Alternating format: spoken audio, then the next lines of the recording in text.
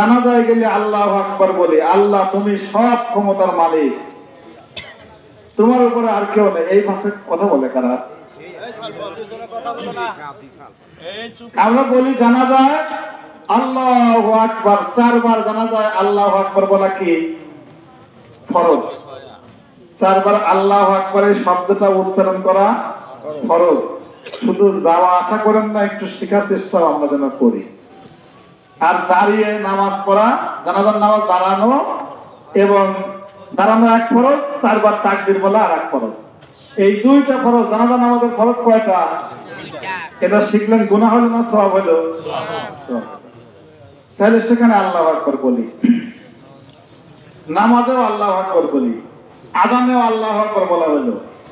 মানে আল্লাহর উপরে আর কোনো শক্তি নেই, এই কথা আমরা বলি। কিন্তু মানার ক্ষেত্রে জায়গায় জায়গায় মানি। যেই জায়গায় আল্লাহ তোমারটা ভালো লাগবে সেইটা আমি মানবো, আর আল্লাহ তোমারটা যেই জায়গায় ভালো লাগবে না, আমি তো স্বাধীন, ঠিক না? আমি তো স্বাধীন। আমার আল্লাহ তোমারটা যেখানে ভালো লাগবে মানবো, আর যেহেতু আমি স্বাধীন, যেই জায়গায় ভালো লাগবে না আমি আর মানবো না। এই মানসিকতা আমাদের মধ্যে আছে না নাই? কিরকম পরিমাণে? হ্যাঁ, অনেক বেশি পরিমাণ। পার্সেন্টেজে গেলে জামাত ইসলাম এখনো সেই পর্যায়ে যাই নাই। এই দেশের 92% মুসলমানের দেশে সৃষ্টি যার, আইন চলবে তার, এই আওয়াজ তুলেছে জামাত ইসলাম। কোনো কথা বলি আমরা, আমাদের দাওয়াত গোলাম আজমে ভোট দেন, দেশ শান্তি থাকবে, এরকম বলেছি কোনোদিন? মৌলানা আব্দুস সোবহান সাহেবের ভোট দেন, আমরা এই দল করি, উনি আমাদের সব কিছু, এরকম বলি কোনদিন? আমরা মৌলানা আব্দুস সোবহান সাহেব আসুক, আর মৌলানা জাকারিয়া আসুক, আর মৌলানা ইকবাল আসুক, সেটি আমাদের মুখ্য কোনো বিষয় নয়। আমরা বলি যে এই এমপিদের মাধ্যমে বাংলাদেশের জাতীয় সংসদ হবে ইসলামের সংসদ, বাংলাদেশের জাতীয় সংসদ হবে আল কোরআনের সংসদ। আল কোরআনের আলো জাতীয় সংসদে জ্বালো, সংসদে জ্বালো।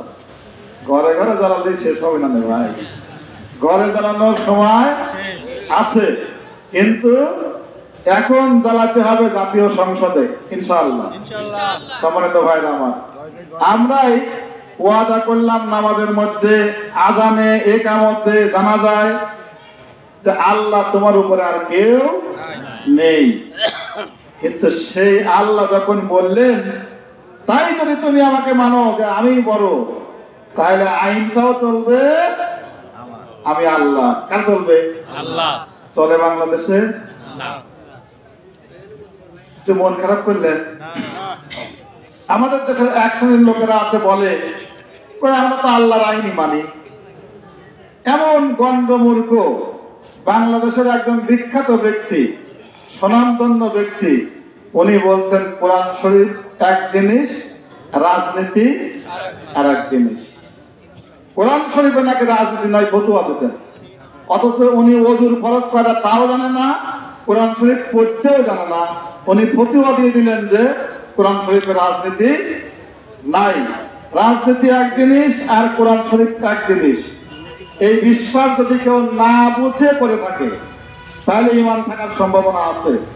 কিন্তু যদি কেউ বুঝে শুনে বলে যে আমি জানি, বুঝি, বিশ্বাস করি কোরআন শরীফে রাজনীতি নাই, তার ঈমানও নাই। কথা বোঝাতে পারছি? সম্মানিত ভাইরা আমার, তাই যদি হয় তাহলে 92% মুসলমানের এই দেশে 54 বছর বাংলাদেশ স্বাধীন হয়েছে। এইখানে কি আল্লাহর আইন চলে না মানুষের আইন চলে? লজ্জা হওয়া দরকার এই জাতি। আমাদের মাথা উঁচু করে কথা বলাই উচিত না।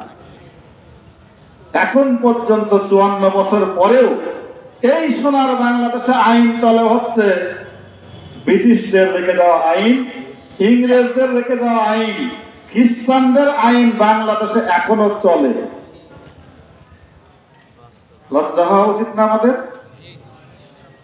আর ওদের সাথে সুর মিলায়া আমাদের দেশের এক শ্রেণীর নেতা নেত্রীরা বলে কোরআন শরীফের রাজনীতি নাই, রাষ্ট্রনীতি আর ইসলাম নাকি আলাদা।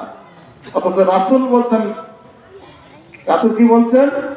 আদ-দীন ওয়াল মুলকু কাওয়ামানি, ধর্ম এবং রাষ্ট্র যমক দুই ভাইয়ের মতো, আলাদা করার কোনো সুযোগ নেই। 903টা আয়াত নাজিল হয়েছে সমাজ রাষ্ট্র কিভাবে পরিচালিত হবে, আমাদের দায়িত্ব কর্তব্য কি, এই বিষয়ে আয়াত নাজিল হয়েছে 903টা। কতটা বললাম? 903। কথা একটু ভালো করে বোঝেন। 903টা আয়াত নাজিল হয়েছে ইসলাম কায়েমের আন্দোলন করা ফরজ। একটা আয়াত নাজিল হয়েছে হজ করা ফরজ। একটা আয়াত নাজিল হয়েছে রোজা রাখা ফরজ। একটা ফরজ, একটা কথা দিয়ে, একটা আয়াত দিয়ে যেটাকে ফরজ করা হয়েছে সেইটা মানার ক্ষেত্রে আমরা যেইভাবে পেরেশানি হই, যেইভাবে জীবন বাজি রেখে ছুটি, 903টা আয়াত প্রতিষ্ঠার ক্ষেত্রে আমরা কিন্তু সেইভাবে দৌড়াই না, বরং হাজার রকমের মতভেদ, বিভিন্ন রকমের ফতোয়া দিয়ে এই দেশে যেন আল্লাহর আইন চালু না হয়, এই চক্রান্তটা হচ্ছে ইহুদিদের। ইহুদিদের এই চক্রান্ত মুসলমানরা ক্যাচ করে দিয়েছে, গ্রহণ করেছে। মুসলমানরা এটা গ্রহণ করে মুসলমানের সন্তান এই বাংলাদেশে বলে কোরআন শরীফ এক জিনিস, রাষ্ট্রনীতি রাজনীতি আর এক জিনিস। আমাদেরকে শেখায়। আমরাও তো লেখাপড়া করেই আসছি নাকি? করি নাই?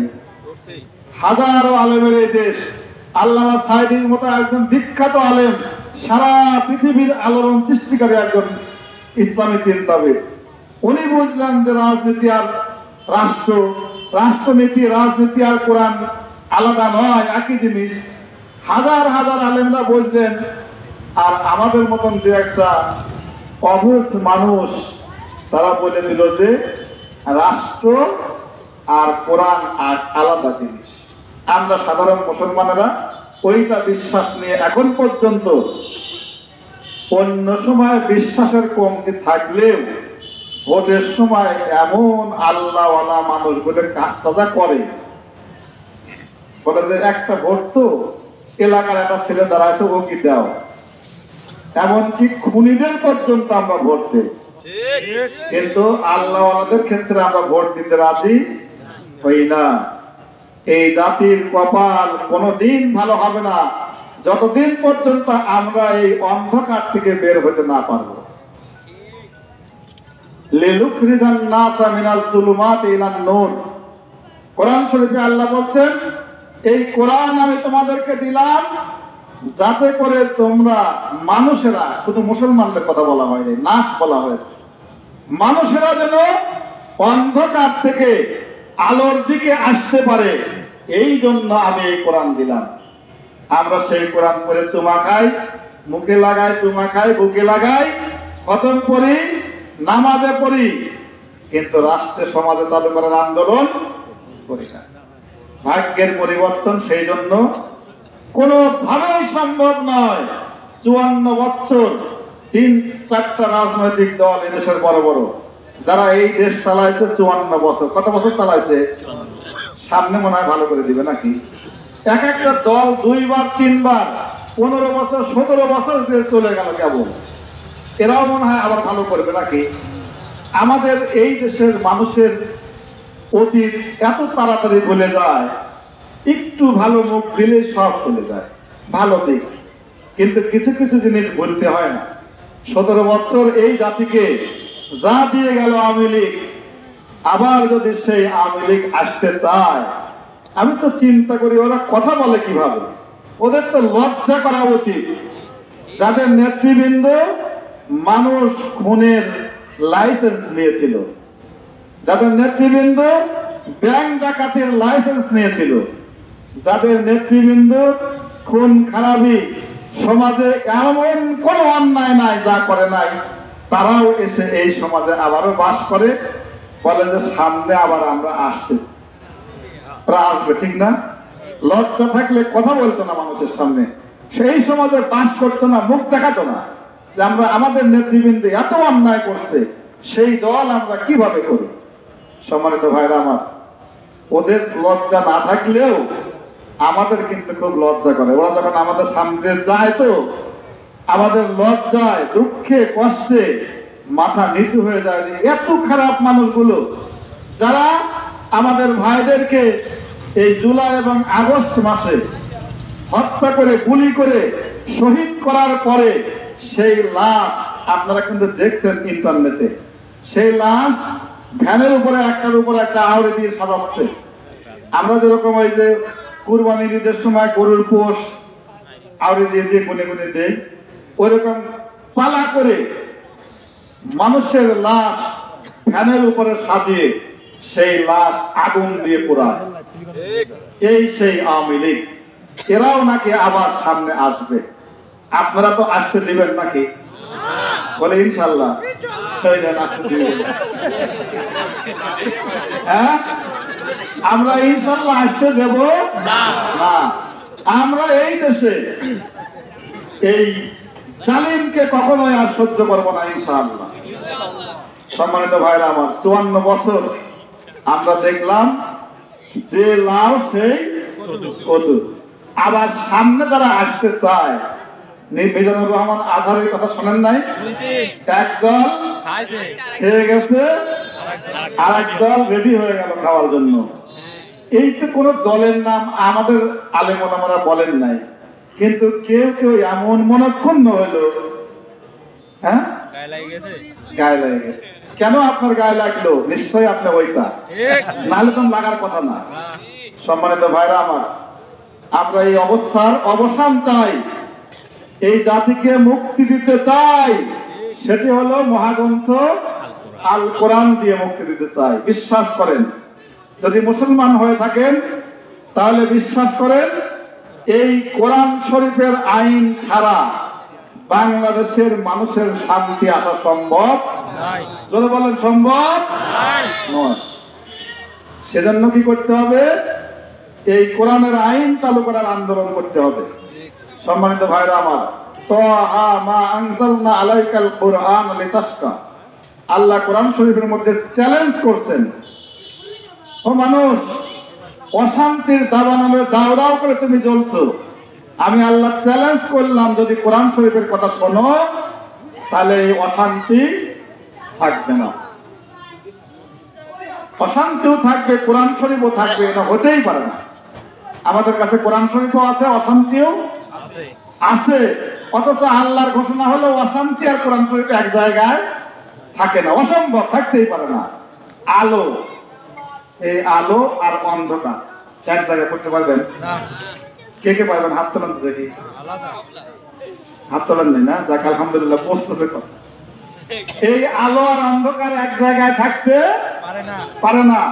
কোরআন শরীফের আইন আর অশান্তি এক জায়গায় থাকতে পারে না, অসম্ভব। সুতরাং 54 বছর যাবৎ আমাদেরকে যারা শান্তির কথা শোনালো, আশা দেখালো, বারে বারে লোক দেখালো আমরা আসলে পরিবর্তন করব, ভালো করব, তারা কিন্তু পরিবর্তন করতে পারে নাই। প্রমাণিত হয়েছে ওদের দ্বারা পরিবর্তন করা সম্ভব নয়। পরিবর্তন কারা করবে? যারা কোরআন শরীফ দিয়ে চালাবে তাদের দ্বারা পরিবর্তন সম্ভব। যারা কোরআন শরীফ দিয়ে চালাবে তাদের চরিত্রটা আবার কেমন হওয়া লাগবে দেখেন। কোরআন শরীফ দিয়ে যারা চালাবে তারা নিজেরা নিজেরা মারামারি করবে না। আপনি দেখেন, একটা জিনিস সামনে নেন, বাংলাদেশে যারা কোরআন শরীফ দিয়ে দেশ চালাতে চায়, বাংলাদেশ জামাত ইসলামী তাদের মধ্যে অন্যতম একটা বৃহৎ রাজনৈতিক প্ল্যাটফর্ম। এই দলের লোকেরা নিজেরা নিজেরা মারামারি করছে। এই নন্দা গ্রামে কোনদিন দেখছেন? কথা বলেন না কেন? জামাত আর জামাত মারামারি করছে দেখছেন? আওয়ামী লীগের মারামারি আপনাদের এই ইউনিয়নেও হয়, বিএনপি আর বিএনপির মারামারি আপনাদের এই ভাড়া ইউনিয়নে হয়, জাতীয় পার্টির মারামারি হয়। এমনকি তাবলীগ জামাতের সাত গ্রুপ আর জুবায়ের গ্রুপের মারামারির কারণে আজ কয়েক বছর 2 দিন ব্যাপী বিশ্ব ইজতেমা হয়, কিন্তু একমাত্র ইসলামী দল বাংলাদেশ জামাত ইসলামী, যাদের নিজেদের মধ্যে কোনো হানাহানি গ্রুপিং মারামারি নাই, কখনো হবে না। কেন হবে না? যেই জায়গায় ভাগাভাগি আছে, যেই জায়গায় খাওয়া খাওয়ি আছে, সেই জায়গায় মারামারি। আমরা আমাদের পকেটের টাকা দিয়ে, আমাদের জীবন দিয়ে, রক্ত দিয়ে, শ্রম দিয়ে, ঘাম দিয়ে ইসলামী আন্দোলন করি আল্লাহর কাছ থেকে সন্তুষ্টি পাওয়ার জন্য। যদি দুনিয়ার কোনো স্বার্থে জামাত ইসলামী কেউ করতে আসে, সে এই সংগঠনে থাকতে পারে না। সুতরাং আমরা যারা এই সংগঠন করি, বাংলাদেশ জামাত ইসলামী প্রমাণ করেছে যে আমাদের এই সংগঠন একমাত্র সহি সংগঠন, সুন্দর সংগঠন, হক সংগঠন প্রমাণিত হয়েছে। টেন্ডারবাজি জামাতের লোক করে না, ব্যাংক ডাকাতি জামাতের লোক করে না।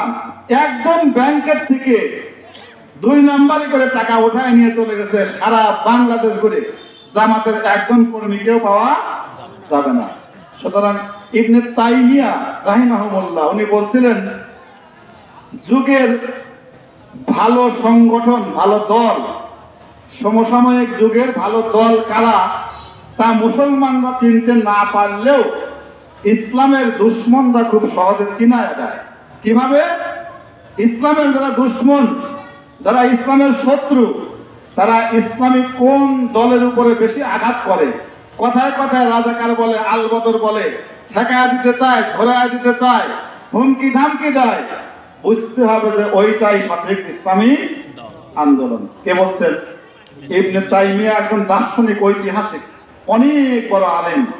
উনি বলছেন, মুসলমানরা চিনতে ভুল করলেও ইসলামের দুশ্মনরা কারা সঠিক ইসলামী আন্দোলন করে এটা দেখা যায়। কিভাবে?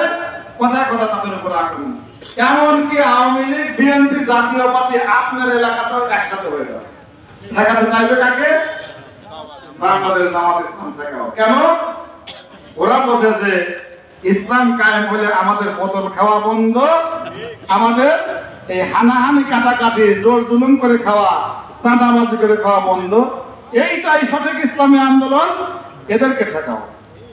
ওরা চেনে, কিন্তু আমরা চিনতে এখনো ভুল করি। এখন আবার চিনে ফেলছে অমুসলিমরা পর্যন্ত।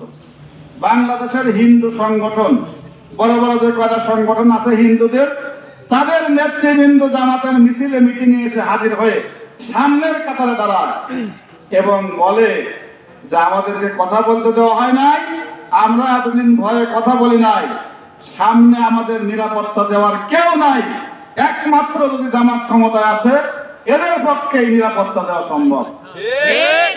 অমুসলিমরা বলে, আর আমরা মুসলমানরা এখনো দলে দলে দলে দলে বিভক্ত হয়ে ঘুরে বেড়াই। এর থেকে লজ্জা, এর থেকে আমাদের আফসোসের আর জায়গা নেই ভাইরা। সম্মানিত ভাইরা আমার, শুধু কি তাই? আপনার জামাত ইসলামের কেন্দ্রীয় অফিসে এখন রুটিন করে সময় নিয়ে নিয়মিতভাবে সারা দুনিয়ার বিভিন্ন দেশের অ্যাম্বাসেডররা, রাষ্ট্রদূতেরা লাইন ধরছে আপনাদের সাথে সাক্ষাৎ করতে চায়। জামাতের কেন্দ্রীয় কার্যালয়ে নিয়মিত বিভিন্ন দেশের লোকেরা আসে। জামাত ইসলামী এমন কি সংগঠন যারা বাংলাদেশকে তাক লাগিয়ে দিল, সারা দুনিয়াকে মাত করে ফেললো। ঘটনাটা কি? এদের ভিতরে কি আছে জানতে চায়, দেখতে চায়, বুঝতে চায় তারা। অথচ আমরা এখনো রাজাকার, আলবদর, ট্যাগ লাগায়া জামাত যাতে প্রতিষ্ঠিত না হতে পারে ঘুরে বেড়াচ্ছে সেই কাজ করার জন্য। সম্মানিত ভাইরা আমার, আমি আপনাদের কাছে অনুরোধ করব, শহীদ আবু সাইদের এই বাংলাদেশ, শহীদ আবু সাইদ আরো আগামী 100 বছর এই দেশের মানুষ মনে রাখবে। শহীদ আবু সাইদ রোকেয়া বিশ্ববিদ্যালয়, আপনার রংপুর বিশ্ববিদ্যালয়ের একজন ইংরেজি বিভাগের ছাত্র। সেই আওয়ামী অত্যাচার, নির্যাতন, জুলুম, নিষ্পেষণ, গণহত্যা, আয়নাঘরের নির্যাতন দেখে সহ্য করতে না পেরে বিশ্ববিদ্যালয়ের একজন ইংরেজি পড়া ছাত্র বুক টান করে, হাত টান করে দাঁড়ায় গেল রাজপথে। ঘোষণা দিল আমাকে গুলি করো, অন্যায় সহ্য করা হবে না। তার বুকে কিন্তু গুলি চালালো পুলিশ। সেই গুলি নিজের হাতে ধরে আরো কিছুক্ষণ দাঁড়ায় থাকার চেষ্টা করেছিল সেই আবু সাইদের এই বাংলাদেশ। আবু সাইদ যেদিন শাহাদত বরণ করলো সেই দিন সারা বাংলাদেশ জেগে উঠছিল। এই আবু সাইদ কিন্তু ছাত্র শিবিরের ছেলে। সারা দুনিয়া এখন জানে ইসলামী ছাত্র শিবিরের প্রোডাকশন ইতিহাস সৃষ্টি করেছে। গুলির সামনে হাত টান করে বুক টান করে দাঁড়িয়ে গেছে। আবু সাইদ জীবন দিয়ে আমাদের চোখে আঙ্গুল দিয়ে দেখায় দিলেন অন্যায়কে আর সহ্য করা যাবে না। এই দেশে কোরআনের আইন চালু করা ছাড়া অন্য কোনো পথে অন্যায় রোধ করা সম্ভব নয়। সুতরাং ভাইরা আমার, এই আবু সাইদের এক আবু সাইদ ইতিহাস সৃষ্টি করেছে, শাহাদাত বরণ করেছে অন্যায়ের প্রতিবাদ করে। আর আরেক আবু সাইদ কি করেছে? আপনাদের আবু সাইদ যা করছেন, আল্লাহু আকবার, এটাও একটা ইতিহাস হয়ে থাকবে। নিজের ইউনিয়নের নিরপরাধ একটা ছাত্রকে নিজ হাতে গুলি করে শহীদ করেছে। সারা দুনিয়ার লোক দেখে। সেই ইউনিয়নের মানুষ আপনারা, সেই এলাকার মানুষ আপনারা, আপনাদের দায়িত্ব এই কলঙ্ক মুছে দেওয়া। এই কলঙ্কিত ইউনিয়ন এটা ছিল না, কিন্তু যারা কলঙ্কিত করেছে তারা এখন এখানে নেই। তাদের নেতা নেত্রীরাও পালিয়ে চলে গেছে, তাদের কর্মী সমর্থকরাও যারা গুলি চালিয়েছিল তারাও পালিয়ে চলে গেছে। সম্মানিত ভাইরা আমার, সুতরাং এই এলাকাকে কলঙ্ক মুক্ত করার জন্য আপনাদেরকে দায়িত্ব নিতে হবে। রাজি আছেন তো? আমরা বন্দুক যুদ্ধ করব না, এই সংগঠন সেটা করে না। আমরা ওইভাবে প্রতিশোধ নিতে যাব না। হত্যার বিনিময়ে হত্যা জামাত ইসলাম আইন নিজের হাতে তুলেও নেয় না। আমরা কি করব? আগামী নির্বাচনে এই নলদহ সেন্টারে আমাদেরকে যারা শহীদ করেছে, আমাদের ভাইদেরকে যারা গুলি করে হত্যা করেছে, তার প্রতিশোধ নেওয়ার জন্য এই নলদহ সেন্টারে সর্বোচ্চ সংখ্যক ভোট ইসলামী আন্দোলনের পক্ষে আপনারা দিবেন তো ইনশাআল্লাহ? আমার মনে হয় কথা বোঝাতে পারি নাই। এই নলদহ সেন্টারে কতদিনের যে ইতিহাস থাকুক, যে রেকর্ড কেন না থাকুক, সব রেকর্ড ভঙ্গ করে দিয়ে বাংলাদেশ জামাত ইসলামের প্রার্থীকে এই নলদহ সেন্টারে এমন সংখ্যক ভোট দিবেন, যারা আমাদেরকে হত্যা করেছে, শহীদ করেছে, তাদের উপযুক্ত জবাব দেবো আমরা ভোটের বাক্সের মাধ্যমে ইনশাআল্লাহ। দিতে পারবেন এটা আপনারা? কারা কারা দিতে পারবেন? হাত তোলেন, দেখতে চাই।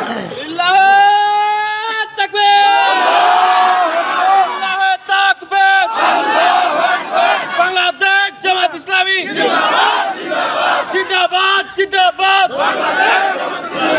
আলহামদুলিল্লাহ, আলহামদুলিল্লাহ। এই কয়জন যদি বুক ফাটাও ফেরান লিল্লাহে তাকবীর বলে, আল্লাহু আকবার বলে, কাজ কিন্তু হবে না। কি করতে হবে? এই স্পিরিট, এই আবেগকে ধারণ করে এটাকে শক্তিতে পরিণত করতে হবে। প্রত্যেকটা ঘরে ঘরে ইসলামী আন্দোলনের দুর্গ গড়ে তুলতে হবে আমাদেরকে। এই নলদহ এলাকার 4টা যে গ্রাম, এই সেন্টারের অধীনে 4টা গ্রাম, এই 4 গ্রামে যে যে দল করে আগে করেছে, আমরা সবার কাছে যাব, হাতে ধরবো, পায়ে ধরবো।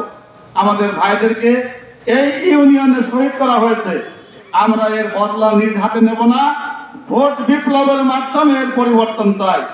এই খুনিরা যাতে কোনোদিন মাথা উঁচু করতে না পারে, আমরা সেই বিপ্লব ঘটায় দিতে চাই। হাতে ধরে, পায়ে ধরে মানুষের ঘরে ঘরে এই দাওয়াত পৌঁছানোর কাজটা আমরা শহর থেকে এসে করবো না, আপনারা করবেন? আপনারা করবেন। এই 4টা গ্রামে কমিটি হবে। আজকে এখানে কমিটি হয়েছে, ঘোষণা হয়েছে, এখানে শেষ না।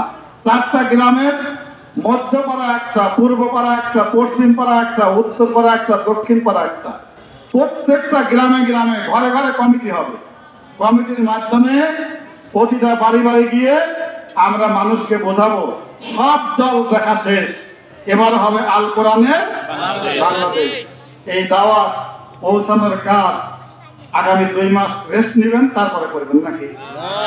আজকে থেকে, এখন থেকে এমন কোনো দিন যাবে না যেই দিন আমি ঘুমাতে যাব কিন্তু জামাতের এই সুন্দর দাওয়াত, কোরআন শরীফের এই সঠিক দাওয়াত আরেকটা ভাইয়ের কাছে না পৌঁছায় ঘুমাতে যাব না ইনশাআল্লাহ।